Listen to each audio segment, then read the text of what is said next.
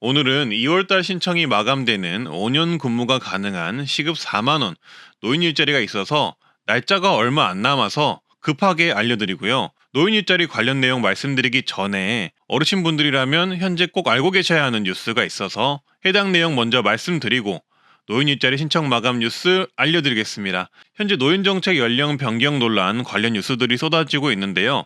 노인 지하철 무료 폐지 또는 노인 연령 기준 75세 제한 등 관련 뉴스들이 나오고 있어서 생각보다 들으시면 놀랄 만한 상황이라 이 부분만 빠르게 말씀드리고 2월달 시급 4만원 노인 일자리 신청 소식 전달 드리겠습니다. 좋아요 구독만 눌러주시고 바로 보러 가시죠. 가장 민감한 주제인 만 65세 이상 지하철 무임승차 폐지 논란에 대해 내용을 정리를 해드리겠습니다. 이 자료 역시 지금 가장 최신 자료를 제가 조사를 해봤고요. 서울교통공사의 2024년 잠정 실적에 따르면 서울 지하철 무임승차 적자가 약 4,100억 원을 기록했다고 합니다. 서울교통공사의 적자는 현재 7조 3천억 원까지 늘어나서 엄청난 부채가 있는 상황인데요. 적자를 엄청 보고 있는데 최근에 시행된 기후동행 카드 관련 적자도 겹치면서 적자가 더욱더 늘어나고 있다고 합니다. 이렇게 적자를 해결할 수 없는 상황이라서 앞으로 이 노임승차 논의는 2025년 올해에 더 많이 이야기가 나올 것으로 예상이 되는데요. 여기에 더하여 노인 무임승차 논란에 영향을 미칠 만한 뉴스가 또 나와서 정리를 해드리겠습니다. 바로 외국인 65세 이상 지하철 무료 정책인데요. 이 외국인 65세 이상 지하철 무료 정책이 논란이 되면서 노인 무임승차까지도 같이 조금 더 부각이 되는 면이 있습니다. 외국인 영주권자도 이 지하철 무료 혜택을 받을 수가 있다고 합니다. 현재 이 지하철 무료를 영주권자들도 받고 있는 상황인데 그 수가 크게 증가하고 있어서 논란인 건데요. 현재 재정 부담의 증가, 형평성 문제가 제기가 된 상태라고 합니다. 표를 보시면 아시겠지만 외국인 영주권자 무임승차가 시행된 이후 무임승차 인원이 2016년 대비 2014년에 6배가 증가하여 80만 명으로 늘었고 손실액은 12억 원에 가까울 것으로 보고 있는데요. 따라서 언론에서는 외국인 영주권자도 인원이 증가함에 따라 현재 노인 무임승차 논란의 원인 중 하나로 지적을 하고 있습니다. 그리고 이런 외국인 만 65세 이상 영주권자의 무임승차 이용이 지하철 운영사에 재정 부담을 가중하고 있다는 지적도 있습니다. 하지만 형평성 차원에서의 논란도 있는데요. 영주권자도 내국인과 동일하게 적용하자라는 입장과 외국인까지 혜택을 주는 것은 과도하다는 입장이 대립하고 있는 듯합니다. 그리고 지난해 말에는 만 65세 이상 지하철 무료 폐지 후 월 1만 원 한도 버스, 택시, 지하철을 이용할 수 있는 교통카드를 지급하자는 법안이 예고가 되어서 논란이 있었습니다. 지금 늘어나고 있는 노인 관련 예산을 점차 줄이면서 지하철이 없는 지역의 노인들에게도 형평성 있는 정책을 제공하자는 취지의 법안이었는데요. 상당히 논란이 되었죠. 하지만 법안은 예고가 되었지만 제가 찾아본 결과 법안 발의까지는 되지 않은 것으로 보입니다. 현재 상황은요. 근데 그렇다 하더라도 노인 교통카드 제한은 앞으로 계속될 것으로 보이는데요. 현재 전국적으로 이 노인버스 혜택이 지자체 위주로 엄청나게 폭증하는 상황에서 앞으로 어떻게 논의와 타협을 해나갈지 지켜봐야 할 듯 싶습니다. 개인적인 생각으로는 노인 연령 상향과 더불어서 노인교통 지원인 버스, 지하철 지원을 전국 통합 지원을 논의하되 연령마다 차등적으로 할지 소득별로 차등적으로 할지 예산을 고려한 논의를 종합적으로 해보는 게 좋지 않을까 싶습니다. 만약 교통카드를 지급한다면 버스, 택시, 지하철을 모두 사용하는 조건으로 현실적으로 월 1만 원 지원이 맞는 건지 아니면 3만 원, 5만 원이 되어야 할지 구체적인 논의가 되어야 하고 연령층별로 서로 타협과 공감이 되는 선에서 이루어져야 하지 않을까 싶네요. 물론 다른 방법들이나 좋은 아이디어가 또 제시가 되면 좋겠습니다. 트렌드 라디오 구독자 어르신분들이 제시했던 아이디어들도 있는데요. 나이별로 무임승차 횟수를 지정하자. 70세 이상은 무료, 65세 이상은 50% 할인하자. 출퇴근 시간만 유료로 하자. 라는 제안과 아이디어가 있었습니다. 따라서 이렇게 노인 연령 상향 논란과 더불어 지하철 무임승차 또는 연령 상향 논의는 올해 더 구체적으로 진행이 되지 않을까 싶은데요. 이 내용 관련해서 어르신분들의 생각이나 아이디어가 있다면 댓글을 통해 의견을 남겨보시면 어르신들의 의견 취합에 좋을 듯 합니다. 좋아요 구독만 눌러주시고 바로 보러 가시죠. 일단 제가 관련 내용 조사하면서 알게 된 결론만 말씀드리자면 노인 연령 상향 논의가 알고 보면 굉장히 빠르게 추진되고 있다는 것을 느꼈습니다. 최근 2주 이내에 언론 기사들을 보면 이런 설문조사가 나오는 걸 알 수가 있는데요. 바로 서울 시민 50대 이상을 상대로 설문조사를 해보니 74%가 65세 노인 기준을 상향하자는 것에 찬성을 한다는 것이었습니다. 한마디로 노인 연령 상향을 하자는 것이죠. 하지만 해당 기사의 댓글 분위기는 완전히 달랐는데요. 댓글 대부분이 어르신분들의 분노의 댓글이 정말 많았습니다. 연금 나이를 늦추려는 거다. 서민들은 연금 몇 푼에 울고 웃는다. 이건 정말 기가 차는 여론조사라며 분위기가 정말 좋지 않았습니다. 하지만 이런 어르신분들의 분위기와는 별개로 현재 노인 연령 논의는 본격화가 되었는데요.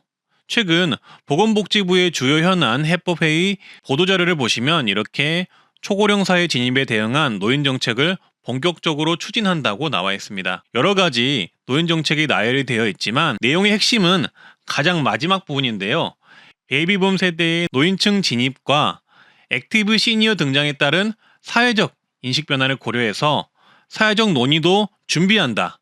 이 내용입니다. 이 내용이 바로 정부가 본격적으로 사회적 논의를 준비한다고 볼 수 있는 부분인데요.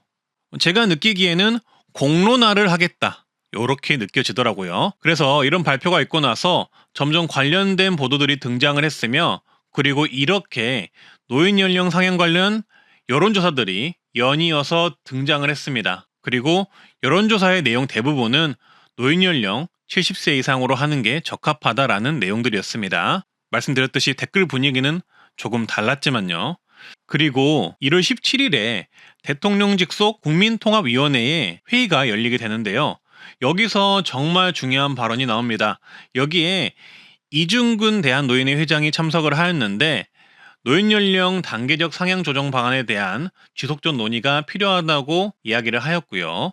김한길 국민통합위원장은 대한노인회 회장이 취임 시 말했던 노인 연령 기준 상향 조정은 전 국민적인 동의를 얻었다라고 생각한다라고 말했다고 합니다. 한마디로 이 국민통합위원회에서는 이런 노인 연령 상향 관련 주제를 다루는데 내용을 들어보면 노인 연령 상향 추진에 적극적인 분들이 있는 게 아닌가 싶고요. 그리고 추가로 최근 상황은 국민의힘 측에서 대한노인회를 설 전에 방문을 하였고 대한노인회 회장은 이 자리에서 노인 연령 기준을 75세까지 상향하자라고 제안을 했다고 합니다. 이 내용은 다들 아시죠?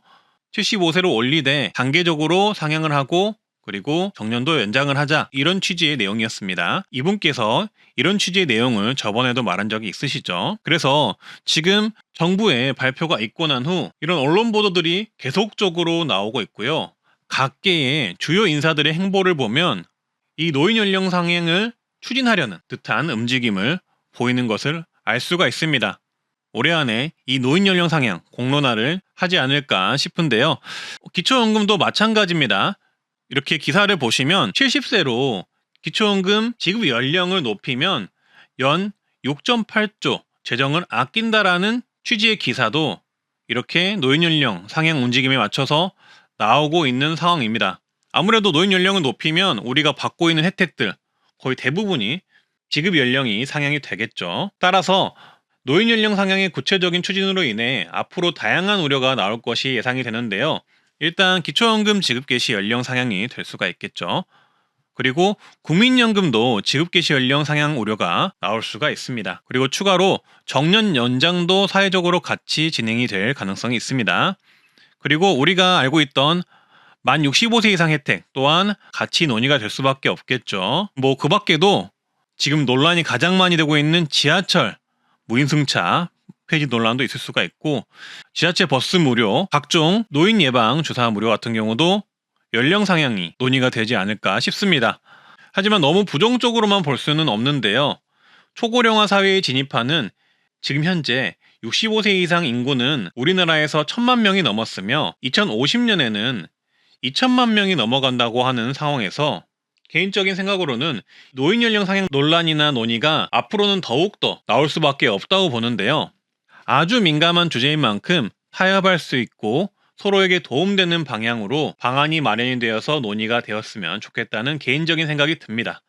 영상을 보시는 여러분들의 생각은 어떠신가요? 1월 15일부터 2월 14일까지는 1시간 정도 일하고 4만 원의 수당을 받아서 상당히 인기 있는 일자리인 2025년 아름다운 이야기 할머니 일자리 모집이 시작됩니다. 아름다운 이야기 할머니는 한국의 전통 문화와 도덕적 가치 인성을 어린이들에게 이야기 구연을 통해 전달하는 국가 지원 프로그램입니다. 선정이 되기만 한다면 5년간 일을 하실 수가 있고 아이들에게 이야기를 해주면서도 수당도 받을 수 있어서 정말 인기가 있는 자원봉사 성격의 일자리인데요. 그래서 그런지 매년 지원율이 어마어마합니다. 51년생부터 69년생까지 모집을 하니 나이와 선발 지역 등 지원 자격은 꼼꼼하게 확인하시고요. 2월 14일까지 신청 가능합니다. 양성과정 교육비는 전액 무료이며 원래 교육은 6회 진행되며 참석 수당은 1회당 3만 원 지급됩니다. 활동 기간은 5년간 활동이 가능하며 수당은 1회당 4만 원을 받으실 수 있는데요. 보통 1시간 정도 활동을 하며 어린이들에게 좋은 이야기를 들려주는 일을 합니다. 신청 방법은 온라인과 오프라인과 나누어서 신청 가능합니다. 되도록이면 네이버 검색에 아름다운 이야기 할머니 검색하셔서